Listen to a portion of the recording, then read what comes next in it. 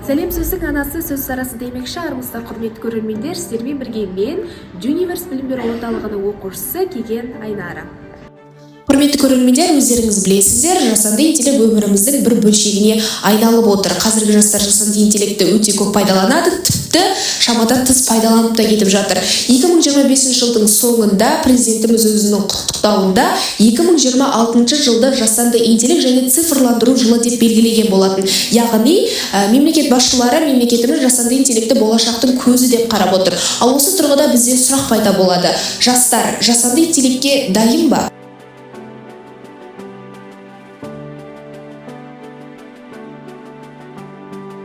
Көріп тұрғандарыңыздай Demon Sage зерттеулеріне сүйенсек, әлем бойынша студенттердің 66% ChatGPT секілді жасанды интеллект құралдарын қолданады, ал 51% оны ақпарат іздеу үшін пайдаланады. Бұл жасанды интеллекттің жастар арасында кең таралғанын көрсетеді. Алайда оны қолдану деңгейі артқан сайын оны дұрыс әрі саналы пайдалану мәселесі де өзекті бола түсуде. Құрметті көрермендер, дәл қазір өзіміздің сұхбатымызды бастап жатырмыз. Қазір біз мектеп қабырғасындамыз. Жалпы сізге сұрағым бар. Сіз жасанды интеллектті қаншалықты жиі қолданасыз, және де қазіргі жастар жасанды интеллектіні дұрыс қолданып жатыр ма, әлде шектен тыс қолданып жатыр ма? Жасанды интеллект ол қазіргі заманның тұрақты бір құрылғысы деуге болады. Ол заман дами келе, жасанды интеллектті дами келе жатыр. Мен өзім оқушы болғандықтан жасанды интеллектті жиі пайдаланамын. Ал былай қарастырсақ, жасанды интеллектті оқушылар тұрақты екі жағдайда пайдаланады.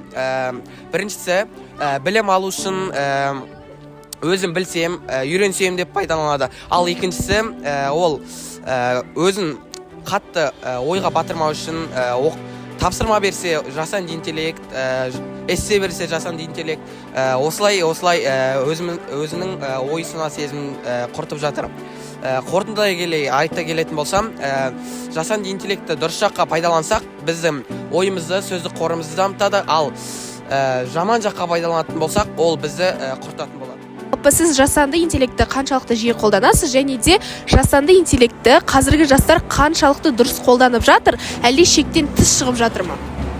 Негізі мен өзім жасанды интеллектті өте көп, өте жиі қолданамын. Алайда оның барлығы мен үшін тек қана ғылыми жобаларда, қандай да бір тақырып бойынша нәтижеге қол жеткізу үшін ғана қолданамын.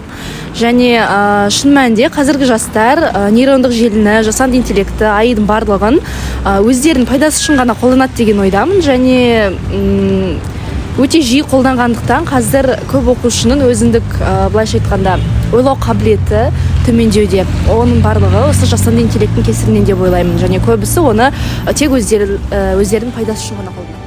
Сіз қалай ойлайсыз, қазіргі жастар жасанды интеллектіні дұрыс қолданып жатыр ма, әлде шектен тыс шығып жатыр ма? Қазір енді өздеріңіз білетіндей жасанды интеллект деген өте керемет дамуда. Бірақ енді менің өз ойым, жасанды интеллект адамның ойлануына жалпы кедергі келтіреді деп ойлаймын. Белгілі бір жағдайда бір керек дүниені жылдам аралықта тауып алуға көмектеседі, бірақ жастарға енді өз еркімен ізденіп, ойланып, белгілі бір дүниені табу үшін жалқаулық тудыратын сияқты. Менің ойымша аса қатты қажет емес. Шығарылымымыздың шешуші сәтіне де келіп қалдық.